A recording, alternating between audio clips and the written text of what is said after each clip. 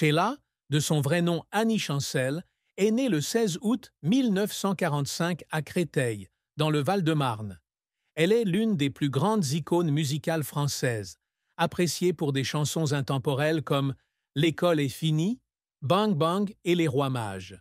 Star du mouvement yéyé des années 1960, elle a marqué la pop française par sa voix claire, son interprétation captivante et sa capacité à toucher le public à travers des chansons qui parlent d'amour, de jeunesse et de rêve. À 80 ans, Sheila a finalement avoué sa douloureuse vérité, un secret qu'elle avait gardé secret pendant des décennies. La douleur des traumatismes personnels et les épreuves difficiles qu'elle a dû affronter. Derrière les projecteurs, Sheila portait en elle une profonde tristesse, des épreuves difficiles et un effort incessant pour surmonter les tempêtes de la vie. Sa vie fut un voyage émotionnel, où les grands succès furent entrecoupés de douleurs indélébiles qui l'ont conduite à sombrer dans la dépression et à remettre en question sa propre valeur. La plus grande tristesse de Sheila fut probablement la perte de son père, Marcel Chancel, décédé alors qu'elle était encore adolescente, et le sentiment d'isolement qu'elle éprouvait dans le milieu musical, pourtant impitoyable.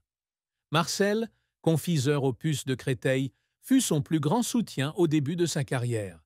Il l'emmenait régulièrement aux auditions et l'encourageait en coulisses lorsqu'elle se produisait dans les petits clubs parisiens.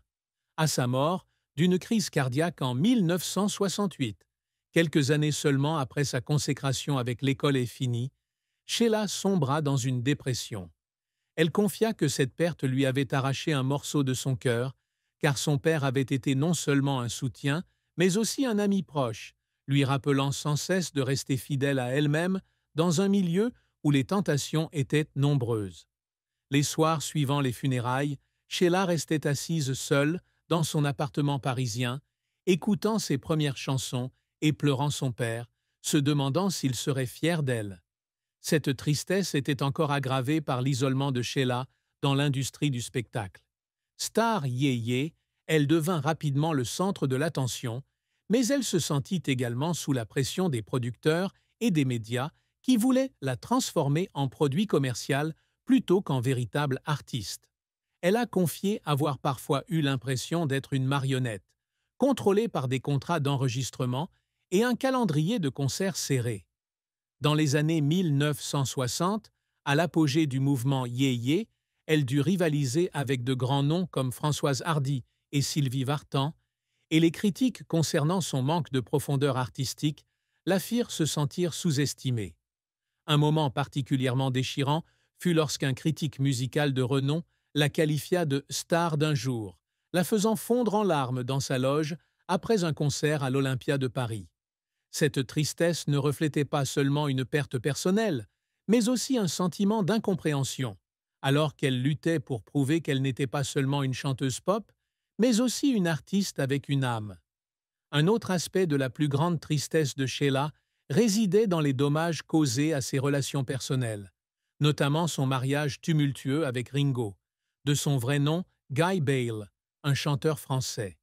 Leur union, de 1973 à 1979, fut tumultueuse, marquée par la controverse publique et la pression médiatique. Sheila a confié qu'elle nourrissait de grands espoirs pour ce mariage, rêvant d'une famille stable, mais que des différences de personnalité et les pressions de leurs carrières respectives avaient mené à la rupture. Après le divorce, elle a sombré dans la dépression, estimant avoir échoué non seulement en amour, mais aussi à apporter du bonheur à son fils, Ludovic, témoin des conflits entre ses parents.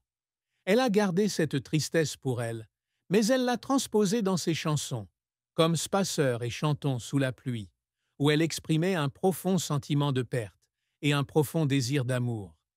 La carrière de Sheila a été un voyage chargé d'émotions, jalonné de triomphes, d'échecs déchirants et de luttes qui l'ont laissée en larmes.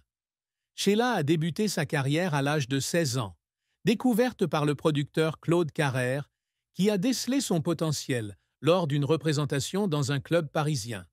En 1962, elle a sorti son premier single, L'école est finie, une chanson joyeuse sur la vie scolaire, qui a rapidement connu un succès retentissant, se vendant à plus de 700 000 exemplaires en quelques mois seulement. Cette chanson a non seulement propulsé Sheila sur le devant de la scène, mais l'a également imposée comme un symbole du mouvement Yé-Yé, un mouvement musical jeune inspiré du rock'n'roll américain et britannique. Son premier album, Le Sifflet des copains, 1963, a continué à connaître le succès avec des chansons comme Avec des chansons pendant les vacances et Première surprise partie, qui ont atteint les sommets des charts en France, en Belgique et en Allemagne. Au cours des années 1960, Sheila continue de consolider sa position avec une série de tubes tels que Vous les copains, je ne vous oublierai jamais, 1964, Toutes ces choses, 1965, et Bang Bang, 1966, une reprise d'une chanson de Cher, appréciée du public français pour sa fraîcheur et sa voix soul. Elle devient l'une des artistes les plus populaires en France, avec plus de 25 millions de disques vendus au cours de la décennie. Elle développe également sa carrière à l'international, se produisant en Italie, en Espagne et au Japon, où elle est saluée comme une star mondiale. En 1977, elle collabore avec Nile Rodgers et Chic, du groupe Bernard Edwards, pour enregistrer Spacer, un titre disco révolutionnaire qui atteint le top 10 dans de nombreux pays européens et devient l'une de ses chansons phares. Ce succès la propulse au-delà des frontières de la musique yé-yé, confirmant sa capacité à s'adapter aux nouvelles tendances musicales. Durant les années 1980 et 1990, Sheila continue de sortir des albums comme King of the World, 1980, et On dit, 1989, sans toutefois connaître le même succès.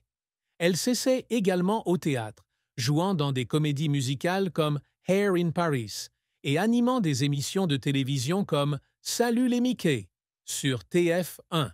En 2002, elle donne un concert à l'Olympia pour célébrer ses 40 ans, attirant des milliers de spectateurs et recevant un accueil critique enthousiaste. Elle sort également les albums Jamais 2, 103, 2008 et Juste comme ça, 2012, prouvant qu'elle reste d'actualité même à un âge avancé. Ses succès lui ont non seulement apporté la célébrité, mais lui ont aussi permis de se constituer un public fidèle, du public nourri par la musique yé-yé aux jeunes générations, redécouvrant son héritage. Cependant, la carrière de Sheila n'a pas toujours été de tout repos. L'un de ses plus grands échecs fut l'album Little Darling, 1981, produit aux États-Unis dans l'espoir de conquérir le marché international, qui ne rencontra pas le succès escompté.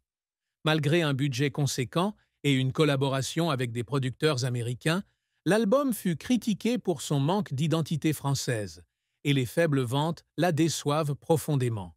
Elle confia un jour que cet échec la fit douter de ses capacités, notamment lorsqu'elle se comparait à des stars internationales comme Madonna ou Donna Summer. Un autre échec fut les critiques qu'elle subit pour ses apparitions à la télévision dans les années 1990, certains la considérant comme cherchant à s'accrocher à la célébrité en suivant les modes. Ces critiques la firent pleurer lors d'une interview, se sentant incomprise et méprisée en tant qu'artiste qui avait consacré sa vie à l'écriture. Les difficultés rencontrées par Sheila dans sa carrière l'ont souvent fait pleurer. Elle raconta un jour que, pour préparer Spacer, elle avait dû travailler pendant des mois dans un studio new-yorkais, apprenant à chanter dans un style disco totalement inconnu pour elle. La pression de devoir répondre aux attentes de Nile Rodgers et d'un public international la stressait tellement qu'elle fondit en larmes après une séance d'enregistrement, craignant de ne pas être à la hauteur pour rivaliser sur le marché mondial. Un autre moment mémorable fut l'organisation d'un concert à l'Olympia en 2002. Soucieuse de livrer une performance parfaite pour célébrer ses 40 ans de carrière, elle travailla sans relâche, du choix des chansons à la pratique des chorégraphies. Un jour, lors d'une répétition interrompue par des problèmes techniques, elle pleura en coulisses, sentant que tous ses efforts allaient être réduits à néant. Sa persévérance fut cependant récompensée par le succès retentissant du spectacle, mais ces moments de stress restent une part inoubliable de son parcours professionnel. La vie de Sheila fut jalonnée de défis, des pressions de l'industrie du spectacle aux tragédies personnelles qui l'ont façonnée. L'un des plus grands défis fut de grandir sous les projecteurs, alors qu'elle n'avait que 16 ans lorsqu'elle débuta sa carrière. Jeune fille issue d'une famille de la classe moyenne, Sheila a subi la pression de producteurs comme Claude Carrère, qui contrôlaient chaque aspect de sa carrière, de ses chansons à ses costumes. Elle a confié avoir parfois eu l'impression d'avoir perdu sa liberté créative, comme si elle n'était qu'un produit façonné pour satisfaire les goûts du public. Le besoin constant de se produire sur scène, avec des dizaines de spectacles par mois dans les années 1960, l'épuisait physiquement et mentalement.